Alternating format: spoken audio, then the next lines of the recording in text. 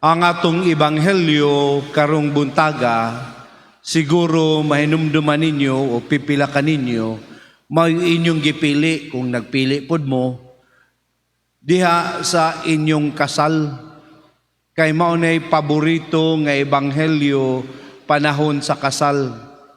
Ang pagpahayag ni Jesus diha sa kamahinungdanon sa balaod sa gugma nga iyang gihatag kanato nga wa man siguro'y magpakasal mga igsuono aron maguol.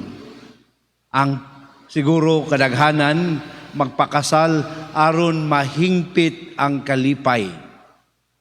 Mao kana ang atong nadungog sa katapusan nga ang kalipay ni Jesus mahingpit kini diha kanato kung atong puy-an ang balaod sa gugma. Uban niya na mga igsuon, nindot nga atong pamalandungan karong adlaw nga balikan sa makausapa ang pagsabot nato sa pulong nga gugma nga mao ang balaod sa Dios. Tungod kay ang gugma kanunay nato ning gigamit nga pulong o gani, giabuso sa paggamit na niini. Tanan na lang, basta naa ang atong gusto, na ang kalipay nga maihatag kanato, atong gamiton dayon ang gugma. Ang amahan, musulti ngadto sa iyang asawa, no? Kalami kayo sa imong giluto nga pagkaon. I love you, ma'am. Kung ang papa nakahatag og bonus, nalipay ang asawa og moingon dayo, I love you pa, tungod lagi diha sa unsa ang nadawat nga kalipayon. Remember ang giingon ni Kristo nga dili tungod sa nadawat nga kalipayon nga mutumaw ang gugma. Dili nato balihon. Ang gugma mismo ang tinubdan aron maangko nato ang kalipay. Dili bali nga tungod sa nalipay ta mao nang nahigugma ta. Kundi nahigugma ta nga kining gugma ni hingpit sa maong kalipay. Ug kana siguro ang atong lantawon kay kanang maong halagway mga kaigsunan, mao gayoy makapaklaro kanato unsa ang pasabot sa gugma nga gihatag ni Kristo. Nga kining maong gugma, level kini nga gugma sa amahan ngadto kang Hesus o gugma ni Hesus ngadto sa amahan. O kining maong gugma sa amahan ngadto kang Hesus ug kang Hesus ngadto sa amahan nga gipaambit ni Hesus diha kanato. Dili kini siya gugma sa pagbati, kung dili gugma kini sa paghalad o paghatag sa tanan alang sa kaayuhan sa gihigugma. Hatag sa tanan, meaning self-sacrifice, meaning oblation, paghalad sa kaugalingon ngadto sa atong hinigugma. Mao nga kining maong gugma, dili diay ni pagbati, kundi kini siya kinabuhi. That when Jesus talked about love, He was talking about life. He was not talking about like. He was not talking about what He feels, but more of what He lived in His life. Ug mao ni hagit kanato, nga di ay kining gugma, unta, diha sa atong kinabuhi, dili nato kini siya lamang isulti, kundi makita sa buhat. O ang pinakalisod, kay kini siya, kung ipakita na sa buhat, naagayod ang kasakit usahay, naagayod ang pag-antos, naagayod ang kalisod. Apan, ang ingon ni Kristo, mao kini ang kinahanglan aron ang inyong kalipay mahingpit. Siguro, bisan ako, mayon mo nga, kalami sa mga pulong pader, pero imo na ba nang napuyan? Mingon jud ko nga, wa pa gyud sa hingpit. Kay ngano man, human as we are, we always gauge love in all that is good things that happen to us. No? Kung naa ang success, kung naa ka ang kaayo, naa ang kanindot sa kinabuhi, kini ang pasabot sa love. Pero naa ang pagsulay, naa ang kapakyasan, naa ang pag-antos, lisod is pilingon ang love ni ini. Mao nga ang ato kanunay nga kalipay, dili kayo hingpit, kundili temporary lang. Nga atong makabot ang kalipay, tungod diha sa atong kinabuhi, naapagayod ang struggle nato diha sa pagpuyo nining gugma nga gihisgutan ni Kristo sa Ebanghelyo. Mao nga kung atong tan-awon, nindot nga kini nadungog nato sa atong pagbasa karon, tukma sa atong panahon sa debosyon kang San Jose. Nga diin, kung atong baliklan tawon ang kinabuhi ni San Jose, naagayod naglutaw ug naglatay nining klase nga gugma nga gipakita ni Jesus.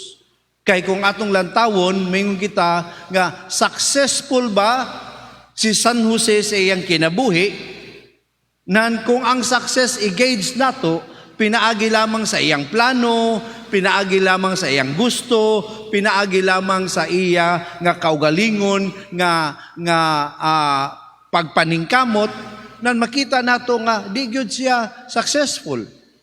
Kay una sa tanan ang iyang plano, wa nasunod. Ikaduha, ang iyang kinabuhi, daghang istorbo. Gikan pa lang sa pagplano sa pamilya, giistorbo na nga si Maria na mabdos o dawaton si Maria, hangtod na sa pag-anak ang Jesus, giistorbo na paadto sa Ehipto. Nga dito na sa Ehipto, nga namatay na ang emperador nga nagplano sa pagpatay kay Jesus, giistorbo na po sa pagpabalik. Daghay disturbance. Ug maingon kita nga sa pagsunod niya sa plano sa Ginoo, murag jud kung atong lantawon sa atong gauge of happiness, di siya malipayon kaayo. Ang iyang trabaho, tinuod usa ka karpentero, adunay talento, apan wa nagdala kaniya ngadto sa kahamugaway nga kinabuhi. Ginaingon nga pobre si Jose, pobre ang iyang pamilya. Nga diha sa iyang kinabuhi, naman to sa kapasidad. Tungod kay maayo kaayo siya nga panday. Ug diha labaw sa tanan. Kung maingon kita nga ang kahingpitan sa usa ka amahan, makakita sa success sa iyang anak, no? Sa triumph sa iyang anak, wala gani si Jose diha sa pinakataas nga bahin sa gihimo ni Jesus ang kamatayon niya sa krus. Dili malipayon. Pero kini ba gipuy-an ni Jesus, ni Jose, diha sa kinabuhing mahigugmaon? Surely, brothers and sisters, he reflected the love of the Father to his people, much more the love of Jesus to the Father. Mauna nga ang kahingpitan sa kalipay ni San Jose, dili nato pwedeng himuan og tawhanon nga pagsukod, kundili Dios nun nga pagsukod ang iyang kalipay. Ngano? Kay na perfect ni San Jose ang purpose nga nung gihimo siya sa Dios.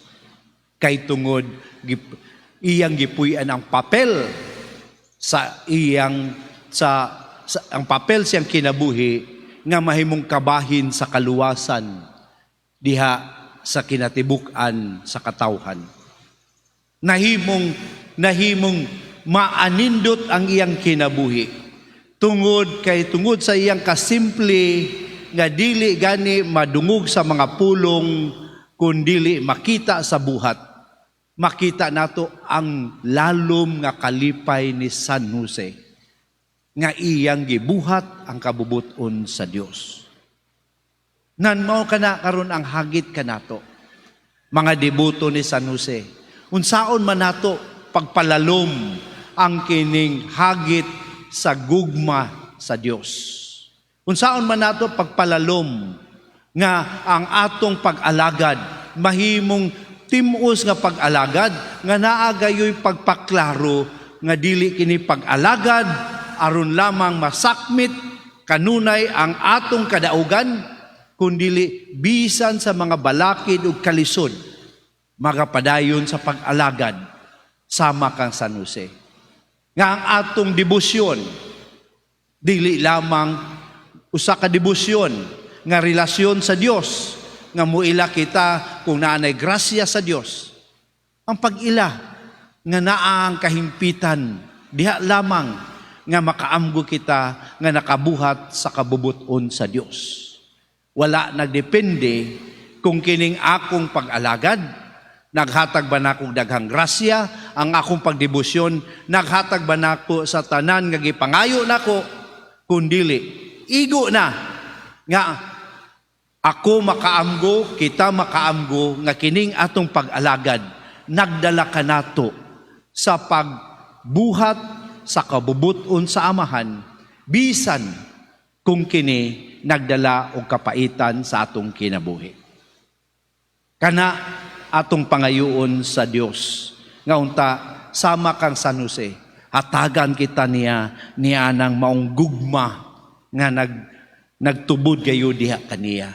Hatagan kita niya ng maong gugma nga kanunay atong gihulagway diha sa krus ni Kristo. Hatagan kita niya ng maong gugma nga magdala unta kanato sa tinuod nga kahingpitan sa atong kalipay. Amen.